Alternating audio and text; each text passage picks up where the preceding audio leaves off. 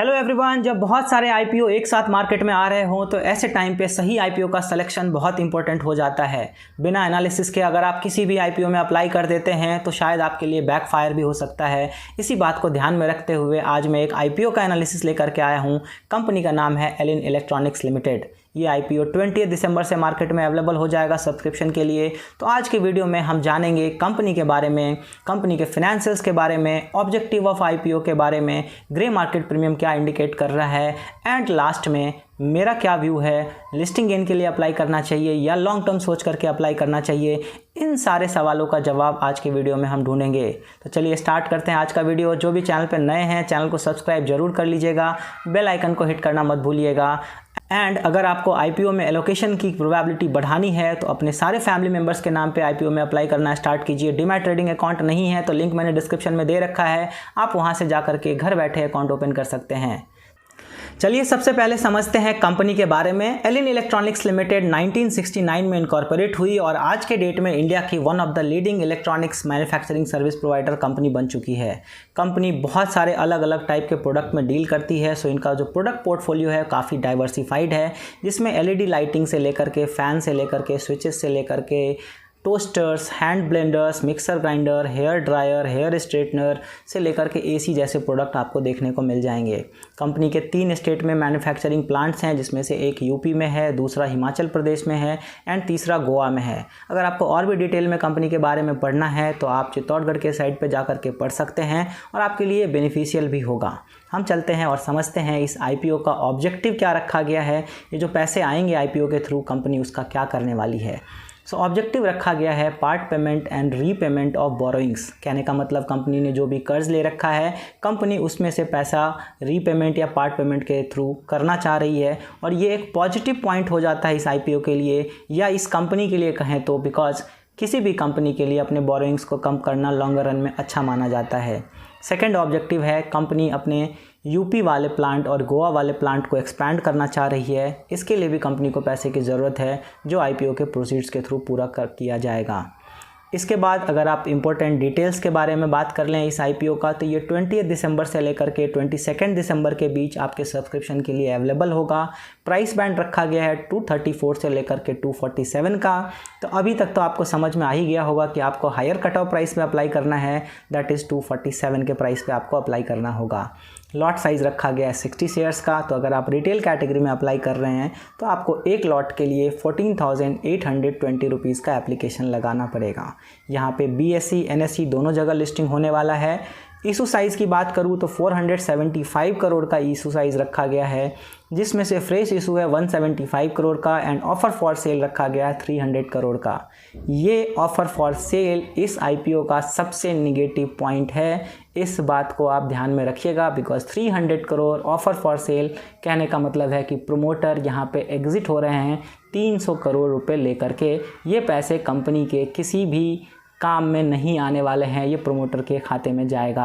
और इसी वजह से अगर आप प्रोमोटर शेयर होल्डिंग चेक करेंगे, जो कि इस आईपीओ का निगेटिव पॉइंट बन जाता है, प्री इशू अगर आप चेक करेंगे तो ये 53.98% का है, जो कि घटकर आफ्टर आईपीओ हो जाएगा 32.93%।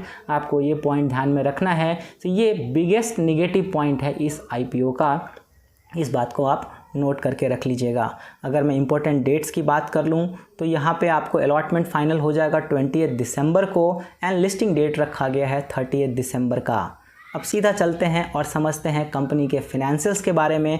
क्या ये प्रॉफिटेबल कंपनी है या लॉस मेकिंग कंपनी है या क्या है डेटा। सो अगर आप डेटा को गौर से देखेंगे तो ये एक प्रॉफिटेबल कंपनी है। 2020 में कंपनी का प्रॉफिट आफ्टर टैक्स था 27.49 करोड़ का, जो कि 2021 में बढ़ करके हो गया 38.86 करोड़, 2022 में बढ़ करके हो गया 39.15 करोड़। इनफैक्ट अगर आप 2022 का 6 मंथ डेटा चेक करेंगे तो प्रॉफिट आफ्टर टैक्स हो चुका है 20.67 करोड़। सो एक प्रॉफिटेबल कंपनी और उसमें भी प्रॉफिट ग्रोइंग ट्रेंड में है, इंक्रीजिंग ट्रेंड में है, तो ये इस आईपीओ के लिए एक अच्छा सा पॉजिटिव पॉइंट बन जाता है। अब चलते हैं और समझते हैं वैल्यूएशन पॉइंट ऑफ व्यू से ये आईपीओ हमारे लिए लिक्विडेटिव है क्या। सो वैल्यूएशन पॉइंट ऑफ व्यू से अगर आप कैलकुलेट करेंगे, अगर आप हायर कट ऑफ प्राइस पे पी रेशियो चेक करेंगे तो वो निकल करके आता है अप्रॉक्सीमेटली 25-26 के आसपास।